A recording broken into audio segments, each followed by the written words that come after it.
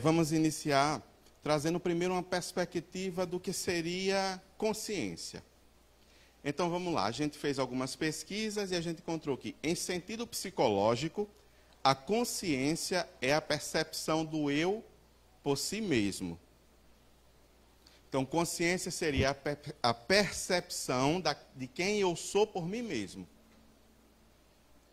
A gente trouxe até uma imagem, imaginar aqueles bonequinhos que sempre tinha um anjinho de um lado, um anjinho do outro, e uma hora um falava e outra hora o outro falava, né? Então, é exatamente esse quadro. A consciência como percepção do eu por si mesmo. Eu ajo segundo aquilo que eu acredito que é o certo, que é o correto. Então, diante da psicologia, é a percepção do eu por si mesmo. Alguém que diga, roubar é errado, sim ou não? Todos concordam, sim ou não?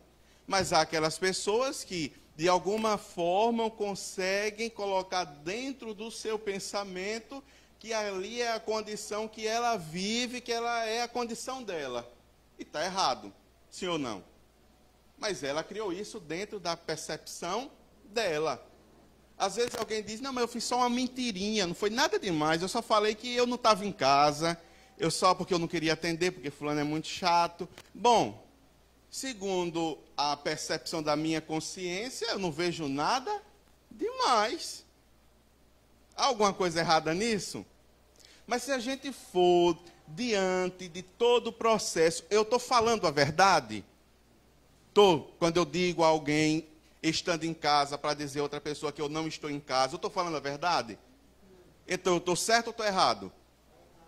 Mas, se a gente for refletir dentro do ponto da nossa consciência, eu vou dizer, mas fulano toma muito meu tempo, é sempre conversas que não levam em nada, e eu não quero perder tempo com isso, vem me trazer isso, e cria uma certa proteção, e às vezes acaba, justificando a própria consciência. E para ela não está errada. Né? Então, é nessa perspectiva que a psicologia vê a consciência, a percepção do eu por si mesmo. Mas vamos lá. Ainda dentro dessa perspectiva, fazendo algumas pesquisas no dicionário, a gente vai encontrar consciência é o sentimento ou conhecimento que permite ao ser humano vivenciar, experimentar ou compreender aspectos ou a totalidade de seu mundo interior. Olha só, bastante abrangente, né? Vivenciar, experimentar, compreender aspectos ou a totalidade de seu mundo interior. Porque eu ajo segundo o que eu acredito. Tá bom? Porque às vezes eu falo muito perto e fica alto, aí eu me preocupo. Então, eu vivo, ajo, pratico, respondo, interajo com os outros, interajo com a vida, com a sociedade, de acordo com o que eu internalizei, aquilo que está em mim. Então, veja bem, durante toda uma construção, um exemplo bem simples, há pessoas que justificam não gostar de um determinado alimento, mas por quê? Não, é porque não tem porquê. Não se construiu a identidade. Então, como é que eu posso justificar? Não existe. Aí vamos lá, continuando. Sentido ou percepção que o ser humano possui do que é moralmente certo ou errado em atos e motivos individuais. Então, eu tenho a consciência, como a gente deu exemplo, que roubar é errado, que mentir é errado, que agredir outra pessoa é errado. Então, eu ajo de acordo com o que eu construí. Então, é uma construção íntima, que a gente vai fazendo de todas as nossas experiências. E aqui a gente ainda não entrou na percepção espiritual, certo? A gente está só vendo a construção do que é a consciência. E existem determinados lugares que bater na mulher é correto. Ainda, por incrível que pareça, e hoje, nos dias atuais, mas há para os países lá, bem longe daqui, sem nem o nome, mas que ainda tem essa percepção totalmente errado. Totalmente errado. Mas lá as pessoas ainda cultivam esse pensamento de que o homem é superior à mulher, totalmente errado, a mulher é muito mais superior, né? Mas existe, gente. Por quê? Porque é um costume, um país que ainda adotou essa concepção. E a gente ainda não entrou na concepção espiritual, só falando do terra a terra, certo? Agora a gente sim vai falar qual a consciência que a doutrina espírita nos traz. Aí essa aqui é interessante para a gente. Me diga só, eu tenho até que horas, para mim não exceder muito? Ah, tá ótimo então, gente. Eu estava preocupado, eu cheguei atrasado, né? Então vamos lá, está até correndo um pouquinho. Então vamos. Qual a consciência que a doutrina espírita nos traz? O que é que vocês acham? Qual é essa consciência? Alguém quer se arriscar a dizer alguma coisa? Pode falar, a gente está estudando. E doutrina espírita é isso, ciência também. Eu não acredito. Consciência divina, consciência Deus, inteligência suprema, causa primária de todas as coisas. É um dos pontos que a doutrina espírita nos coloca, né, de uma forma que não se discute. Se discute Deus? Não. É a inteligência suprema, causa primária de todas as coisas. Então, para poder estudar a doutrina espírita, é necessário acreditar em Deus. Outro, imortalidade da alma, eu posso dizer? Então, a doutrina traz para a nossa consciência que nós somos seres imortais. Daí muda toda a nossa perspectiva, toda a nossa lógica, porque agora a gente não vê mais a consciência como essa construção humana do aqui e agora, mas de toda essa construção das existências que nós vamos vivenciando, caindo, acertando, levantando e vamos construindo em nós. E explicamos por que gostamos de algo, não gostamos, às vezes nos apresenta alguém que a presença não nos é muito agradável, a gente não sabe justificar as razões. Mas por que você não gosta? Ah, não sei, mas não gosto. Quando fulano chega, já não me dá bem, já sinto aquela, né? Então, da onde vem essa consciência? Da onde vem essa construção? E aí a doutrina espírita nos apresenta também a imortalidade da alma. Mas ela vai dizer também que nós somos espíritos e não corpo, porque aí também já transcende nossa perspectiva de consciência. Eu sou espírito, eu não sou corpo. Sim ou não? Somos os únicos responsáveis por nossa paz, felicidade, perturbação ou infelicidade. Essa consciência da doutrina espírita nos traz, sim ou não? Somos os únicos construtores da nossa felicidade. Nem Deus. Deus, nosso Pai, está sempre do nosso lado. Sempre nos auxilia, nos dá a oportunidade, nos mostra, nos aponta o caminho, mas nós somos os responsáveis. Da nossa perspectiva de ação, sim ou não? Quando a gente tem essa consciência dentro da gente. Eu construo. Eu não preciso ser feliz por conta do outro. Eu sou feliz porque eu sou feliz. Isso traz paz, sim ou não? Já não são as situações materiais, porque eu já acredito que tudo de material tudo é temporário, transitório, passageiro e necessário ao meu progresso. É apenas uma lição, uma prova, uma expiação. E vai passar. Se for doença, vai passar. Se for alguma questão material, vai passar. Se for um conflito que eu tenho com outro, é uma prova. Eu tenho que superar, porque vai passar. E eu tenho o dever de me comportar como cristão, que digo que sou. Porque eu sou agora um ser imortal. E construtor da minha felicidade. Então não preciso que o outro diga que eu estou bem, porque eu estou bem. Não, mas você está feio. Não, tudo bem, mas eu estou bem. Ah, mas você, se ganhasse mais, estaria mais feliz. Não, mas eu estou feliz. Eu não preciso obedecer padrões que os outros definam, porque eu sou por essência. Jesus, modelo e guia. Essa consciência, a doutrina espírita nos traz, sim ou não? Quem é o nosso modelo e guia? Então, temos aonde a gente poder se espelhar.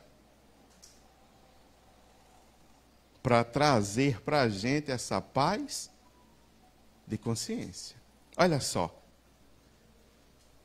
A consciência de si mesmo é o que constitui o principal atributo do Espírito. Livro dos Espíritos, questão 600. A consciência de si mesmo é o que constitui o principal atributo do Espírito. Olha só, gente. Consciência de nós mesmos. E aí a gente vai lá em Alta de Souza, quando ela vai dizer, volve ao teu templo interno abandonado. Que templo é esse? A nossa. E aí a gente vai para Santo Agostinho, quando ele diz, olha, eu sempre voltava, refletia no meu dia, as minhas ações, o que eu tinha feito errado para que eu pudesse consertar, o que eu tinha feito certo para que eu continuasse a fazer certo. Ou seja, adentrava esse templo interno, que muitas vezes nós abandonamos. E a gente vai ver, quando a gente vai estudando, que tudo é tão simples. Nós é que complicamos. E vamos compreender porque os Espíritos vão dizer que tudo é possível, nos falta vontade. Porque nós temos um modelo, nós temos um guia e nós temos todo o auxílio necessário para que a gente consiga. E aí, continuando ainda na questão 524 do Livro dos Espíritos, nós vamos encontrar: os Espíritos protetores nos ajudam com seus conselhos, mediante a voz da, adivinha? Consciência. Que fazem ressoar em nosso íntimo. Como, porém, nem sempre ligamos a isso a devida importância, outros conselhos mais diretos eles nos dão, servindo-se das pessoas que nos cercam. Examine cada um as diversas circunstâncias felizes ou infelizes de sua vida e verá que em muitas ocasiões recebeu conselhos que se não aproveitou e que lhe teriam poupado muitos desgostos se houverem escutado. Paz da consciência. Ação do Espírito mediante a voz da consciência. Mas qual a voz que eu estou dando ouvidos? Será que eu estou realmente dando ouvidos à minha consciência, essa voz que faz ressoar no nosso íntimo? Não é para a gente se acusar, não, é para a gente refletir. Hoje o que eu quero é refletir com vocês. Porque às vezes a gente segue caminhos, a gente sempre está tentando justificar a nossa consciência, sempre. Sempre está. A gente cai, faz errado, mas foi bom porque aprendeu, a gente aprende com os erros. Eu nunca esqueço de um trecho que tem no livro Brasil, Coração do Mundo, Pátria do Evangelho, aonde, se não me falha a memória, Elio vai dizendo, mas mestre, as guerras foram boas no aspecto que tivemos o progresso, nações se uniram. E aí o Cristo vai dizer, mas nada disso era preciso para que o progresso, para que as coisas avançassem. A gente sofre porque escolhe errado. A gente sofre porque ignora a voz dos bons amigos espirituais que sempre intuem a nossa consciência. Ou você ainda acredita que está só? Ou acredita que está solto pelo mundo? Não. Todos nós temos o nosso anjo da guarda, espírito protetor, espírito familiar, guia, anjo de guarda, o que você quiser chamar. E sempre está nos orientando e nos intuindo ao bem. E a gente sabe quando vai fazer algo que não está certo, porque a gente sempre está tentando justificar a consciência. A gente só precisa ter a hombridade e realmente o desejo e a vontade. E olha, eu estou falando isso para mim também. Eu estou sentado com vocês aí, gente. Aqui é só... A gente precisa realmente assumir quem nós somos para desenvolver essa paz, para realmente construir dentro de nós essa felicidade. Porque ajuda a gente tem. O que a gente faz, não damos ouvidos. Mas ainda a gente ainda vai encontrar algo bem interessante que os Espíritos dizem. Kardec chega e pergunta, onde está escrita a lei de Deus? Aonde, pessoal? Por isso que eu disse, ou tema bom de se estudar, porque eu dizia a Flávia, ia já em quase 50 páginas, só que eu ia anotando as coisas, depois eu tenho que revisar tudinho. Eu digo, é tanta coisa que a gente vai se atrapalhar tudinho, vai falar pouquinho. Mas vamos lá. Onde está escrita a lei de Deus? Na consciência.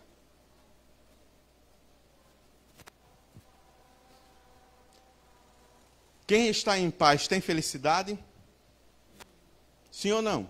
Quem está em paz é feliz? Ah, sim. Certo.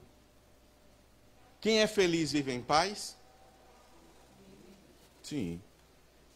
E para estar em paz ou estar feliz, não necessariamente eu não preciso estar isolado do mundo nem dos problemas. Isso não é a paz. A gente está falando aqui dessa paz íntima trazida pela consciência tranquila. Eu posso viver provas, viver expiações e estar com minha consciência em paz e ser feliz. Então, quem tem paz é feliz, e quem vive feliz está em paz. Mas vamos lá, felicidade. Qualidade ou estado de quem é feliz. Estado de uma consciência plenamente satisfeita. Isso quem diz é o dicionário, certo? Estou aqui pegando do dicionário. Veja bem, estado de uma consciência plenamente satisfeita. Então, para que eu possa ser verdadeiramente feliz, ou estar nesse estado de felicidade, eu estou com a minha consciência tranquila. E ele vai dizer ainda, paz. Também é um estado de espírito, onde o ser se encontra equilibrado e sereno. Para eu estar equilibrado e sereno, eu tenho que estar com minha consciência. Por que eu quero trazer isso?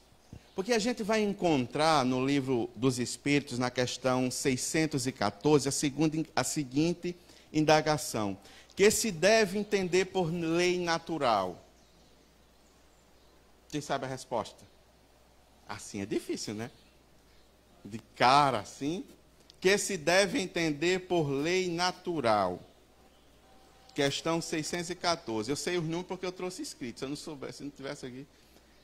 A lei natural é a lei de Deus. É a única verdadeira para a felicidade do homem. Olha só. Indica-lhe o que deve fazer ou deixar de fazer. E ele só é infeliz quando dela se afasta. Mas isso aqui é muito profundo para a gente, diretamente com o estado de consciência. Veja só, a lei natural é a lei de Deus, e é a única verdadeira para a felicidade. Ou seja, para que eu possa ter esse estado de consciência tranquila, esse estado de felicidade, eu tenho que seguir as leis de... Então isso já nos imputa que todo o processo de intranquilidade da nossa consciência é um desvio da lei de Deus. Então, para que eu tenha e estabeleça essa paz de consciência, é necessário que eu estabeleça os princípios das leis divinas como caminho, como meta. E eu só não vou ter paz de consciência se eu me desviar desses caminhos. Então, tudo que traz infelicidade ou traz perturbação à minha consciência é tudo que está distante da lei de Deus. Podemos refletir um pouquinho sobre isso. Vamos lá. Alguém pode falar uma lei de Deus aí? Eu quero ouvir vocês, gente. Uma lei natural. Ou um exemplo qualquer. Alguém quer falar? Hã? Certo. Só progride se você obedecer às leis de Deus. Sem você obedecer às leis de Deus, você não progride. Se você não, o que é não progredir? É se manter naquele estado de... Exatamente. E aí você sofre sim ou não? Porque a lei diz, perdoa. Eu digo, eu não quero. O perdão traz sim ou não paz na consciência? O amor, a fraternidade é, como Jesus nos bem colocou, a essência da lei divina. Porque ele vai dizer que a lei e os profetas se resumem em amar a Deus sobre todas as coisas e ao próximo como a si. Então, como assim? Aí, gente. Então, tudo que está distante da lei do amor impede o progresso, traz sofrimento e traz uma consciência perturbada. Um irmão que vive em casa brigando toda hora com outro irmão, com ódio, com raiva, de pai, de mãe, de família, vive uma mente ou uma consciência tranquila? Vive sim ou não? Não. Mas aquele que tenta estabelecer a paz, tenta estabelecer a ordem, mesmo que o outro não compreenda, porque entenda que o progresso ou a consciência é minha, o dever de progredir é meu, a consciência tranquila é minha, ou a consciência perturbada é minha. Então cabe a mim a ação no bem, no progresso, ao outro a parte dele. A mim, em relação ao outro, o amor, a fraternidade e todos os princípios que o Evangelho nos estabelece, na afabilidade, na doçura, no respeito. Mas eu me amo, amar como a si mesmo. Então eu estabeleço esse princípio de paz, mesmo que o outro não queira, mas a questão do outro é dele. Mas eu não vou viver com minha mente perturbada. Não, não vou. Quem comete qualquer que seja o ato, pronto, vamos lá, está lá nos mandamentos, não roubarás. Quem rouba?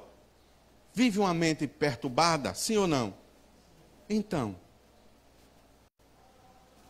é simples. Quando eu estou distante das leis de Deus, eu sofro, não progrido e também não tenho uma consciência tranquila.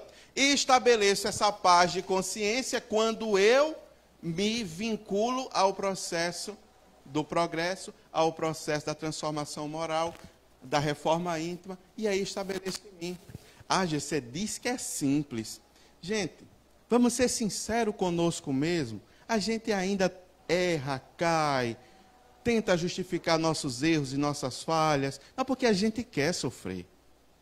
Porque se a gente acredita no que a doutrina espírita nos diz, ela vai dizer que a gente só tem a prova que pode suportar, só tem a expiação que pode vencer, só vivencia aquilo que temos condição de superar. Jesus falou, a ninguém é dado um fardo que não possa suportar. E a doutrina espírita ainda vem muito mais nos trazendo pontos e mais pontos.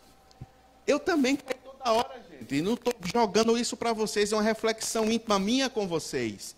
A gente cai porque a gente quer cair. A gente sofre porque a gente quer sofrer. Infelizmente. A gente pode até criar 1000 argumentos para justificar a nossa consciência intranquila. Mas está escrito no livro dos Espíritos, o esforço para se conseguir é insignificante, o que vos falta é vontade. Porque quando Santo Agostinho vai dizer lá, conhece-te a ti mesmo, estabelece esse processo de conscientização do eu, de quem você é, para que você possa vivenciar, lutar, vencer e superar. Aí ele ainda vai dizer, você tem um anjo da guarda, um espírito protetor, que é um espírito de um nível superior ao seu, que pode te ajudar. Todos vocês, todos nós, temos um anjo da guarda, que vai sempre falar em nossa consciência, nos apontando o caminho. Quando a gente vai estudar os caracteres do homem de bem, a gente vai dizer, a gente vai ver lá, questão 918 também do Livro dos Espíritos. O Espírito prova a sua evolução quando todos os atos de sua vida corporal representam a prática da lei de Deus. Que está onde? Veja que a gente sempre vai voltar. Por isso que eu disse que é realmente um tema. Ou seja, eu só vou desenvolver essa condição de mais feliz ou de paz quando em todos os meus atos forem a representação da prática da lei de Deus. Quando a gente tiver a condição de olhar e vai dizer: Senhor, o que queres tu que eu faça? Em todas as nossas ações, a gente, em vez de reagir a algo, a gente possa agir, mas com a consciência em paz e tranquila. E dizer intimamente, volvendo ao templo interno, como nos convida a Alta de Souza: Senhor, o que queres tu que eu faça nessa situação? E com certeza, a resposta mais certa, a gente vai receber no nosso íntimo, silenciando o nosso orgulho, o nosso egoísmo, que são as chagas que nos impedem de ouvir ou progredir. Vamos continuando. Haverá, contudo, alguma soma de felicidade comum a todos os homens? Também questão do Livro dos Espíritos. Aí ele vai dizer: com relação à vida material, é a posse do necessário. Então, com relação a questões materiais, tudo bem. Mas com relação à vida moral, é o quê? A consciência tranquila e a fé no futuro. Olha só. Para que a gente estabeleça essa condição, com relação à vida moral, a consciência tranquila. Eu estou pulando alguns pontos, pessoal, mas se de repente alguém tiver ou quiser perguntar, fiquem à vontade, certo? Talvez eu esteja um pouquinho mais rápido, porque a gente gostaria de passar mais ou menos aquilo que a gente, como a gente falou, não definir nada, mas trazer reflexões para todos nós. Porque a gente sempre é pego em ações, principalmente quem dirige, vai no trânsito, alguém corta você de repente, e você já vem aquilo, porque houve todo um risco, houve toda uma complicação, mas aí você já tem aquele impulso. Porque esse vai nos ensinar, Joana, que essa condição você vai construindo, essa consciência você vai construindo, vão virando hábitos dentro de você. E uma hora isso será natural para todos nós. São pontos, e eu até existe um texto que a Mano vai falar sobre a tentação, que eu acho muito interessante, porque é o momento que a gente começa a observar e se vigiar em nossos atos. Não é para estabelecer o culpa, ou culpabilidade, ou isso, não, nada disso. Vamos tirar todo esse processo, mas estabelecer metas íntimas dentro de nós, em nossa consciência, daquilo que a gente projeta e quer ser. E a gente vai se vigiando, caiu, levantou, mas a gente vai construindo, amanhã a gente já não vai mais cair. Porque esse processo exatamente de se pegar no erro, é porque você já começa a estabelecer essa consciência. Porque antes isso era natural para você. Então, agora você está toda hora vigiando. Tem uma amiga que falou uma vez, depois que eu comecei a querer deixar de falar palavrão, parece que toda hora eu estou falando. Não, é porque toda hora ela falava e não ligava, porque já era natural dela. E agora ela está se policiando. Parece que agora, depois que eu estou me policiando, as coisas estão mais... Aparecem mais coisas para mim. Não é. É porque agora você está com um campo de visão mais aberto. Antes você não tinha esse campo de visão. Então é natural que se estabeleça esse momento de transição. Mas calma, a gente vai construindo essa consciência. Mas a gente precisa querer, desejar, trabalhar e se esforçar. Porque também não é assim. A gente precisa estabelecer em nós esses princípios. Que princípios? Da lei de Deus. Porque nós Dizemos que somos cristãos. Mas quais são as nossas ações? Será que nós agimos como cristão? Jesus vai nos ensinando.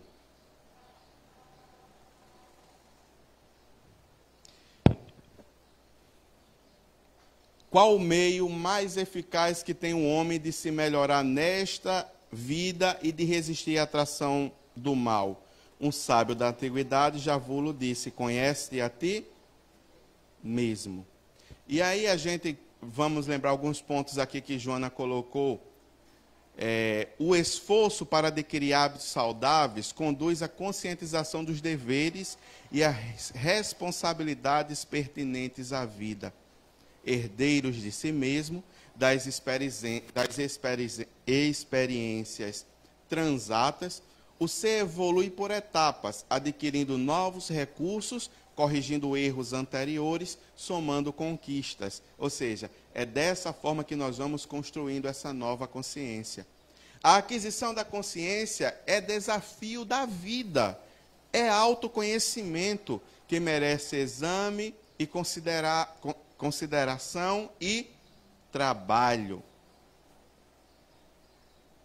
Lembra que tu és humano e o processo de conscientização, muitas vezes, é lento, que adquirás segurança e lucidez através da ação contínua. Então é necessário sempre uma ação contínua nesse caminho.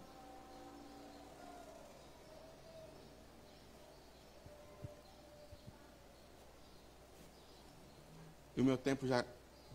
Olha aí para mim, gente. 4 minutos, né? Estava vendo aqui, é porque eu gosto como vocês são caridosos.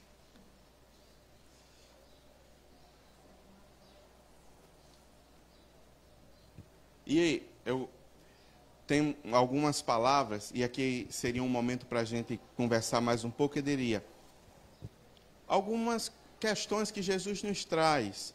Não pensei que eu vim destruir a lei ou os profetas, mas cumpri-los. O meu mandamento é este, que vos ameis uns aos outros, assim como eu vos amei. Amarás o Senhor teu Deus de todo o teu coração e de toda a tua alma e de todo o teu pensamento. Amarás o teu próximo como a ti mesmo. Destes 2 mandamentos depende toda a lei e os profetas. O meu mandamento é este, que vos ameis uns aos outros, assim como eu vos amei. E para finalizarmos, eu quero trazer na íntegra a questão 495 do Livro dos Espíritos, que Kardec indaga aos espíritos: poderá dar-se que o espírito protetor abandone o seu protegido, por se lhe mostrar este rebelde aos seus conselhos? E Santo Agostinho vai nos dizer: afasta-se, quando vê que seus conselhos são inúteis, e que mais forte é do seu protegido a decisão de submeter-se à influência dos espíritos inferiores, mas não o abandona. E sempre se faz ouvir. É então o homem que tapa os ouvidos. O protetor volta desde que este o chame. É uma doutrina esta dos anjos guardiões, que pelo seu encanto e doçura devera converter os mais incrédulos.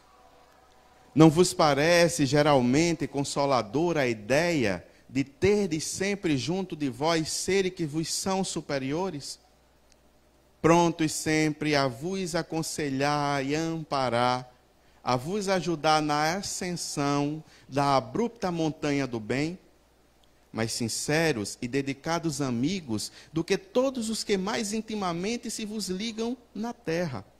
Eles se acham ao vosso lado por ordem de Deus. Foi Deus quem aí os colocou. E aí, permanecendo por amor de Deus, desempenham bela, porém penosa missão. Sim, onde quer que estejais, estarão convosco, nem nos cárceres, nem nos hospitais, nem nos lugares de devassidão, nem na solidão estais separados destes amigos a quem não podes ver, mas cujo brando influxo vossa alma sente, ao mesmo tempo que lhes ouve os ponderados conselhos. Se conhecesses bem esta verdade, quanto vos ajudaria nos momentos de crise, quanto vos livraria dos maus espíritos. Mas, quantas vezes do dia solene não se verá esse anjo constrangido a vos observar? Não te aconselhei isto? Entretanto não fizeste. Não te mostrei o abismo? Contudo nele te precipitaste. Não fiz ecoar na tua consciência a voz da verdade? Preferiste, no entanto, seguir os conselhos da mentira. Interrogai os vossos anjos guardião, estabelecei entre eles e vós essa terna intimidade que reina entre os melhores amigos.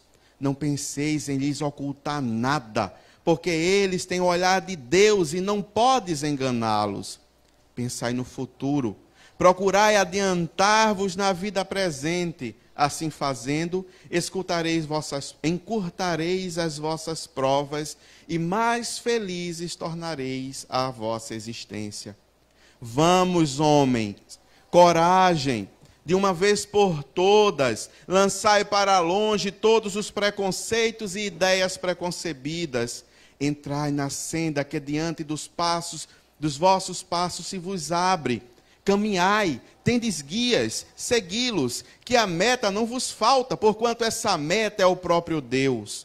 Aos que considerem impossível que espíritos verdadeiramente elevados se consagre a tarefa tão laboriosa, e de todos os instantes, diremos que nós vos influenciamos as almas.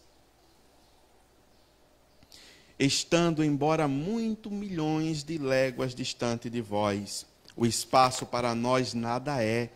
E não obstante viverem noutro mundo, os nossos espíritos conservam suas ligações com os vossos. Gozamos de qualidades que não podeis compreender, mas ficais certos de que Deus não nos impõe tarefa superior à nossa força, e de que não nos deixou sós na terra, sem amigos e sem amparo. Cada anjo de guarda tem o seu protegido, pelo qual vela como o pai pelo filho. Alegre-se quando o ver no bom caminho, sofre quando ele lhe despreza os conselhos. Não receeis fastigar-nos com vossas perguntas, ao contrário, procurai estar sempre em relação conosco, sereis assim mais fortes e mais felizes. São essas comunicações de cada um com o seu espírito familiar que fazem sejam médio todos os homens, médios ignorados hoje, mas que se manifestarão mais tarde e se espalharão qual oceano sem margens, levando de roldão a incredulidade e a ignorância. Homens doutos, instruí os vossos semelhantes, homens de talento, educai os vossos irmãos. Não imaginais que obra fazeis desse modo, a do Cristo, a que Deus vos impõe, para que vos ortogou Deus a inteligência e o saber, senão para o repartirdes com os vossos irmãos, senão para fazerdes que se adiantem pela senda que conduz à bem-aventurança e à felicidade humana. Então, meus amigos, essa era a reflexão que nós gostaríamos de trazer para a tarde de hoje. Estabelecer essa paz de consciência é estabelecer relação direta com as leis divinas, é estabelecer relação direta com aquele que é o nosso modelo e guia, Jesus. Obrigado pela oportunidade e uma boa tarde a todos.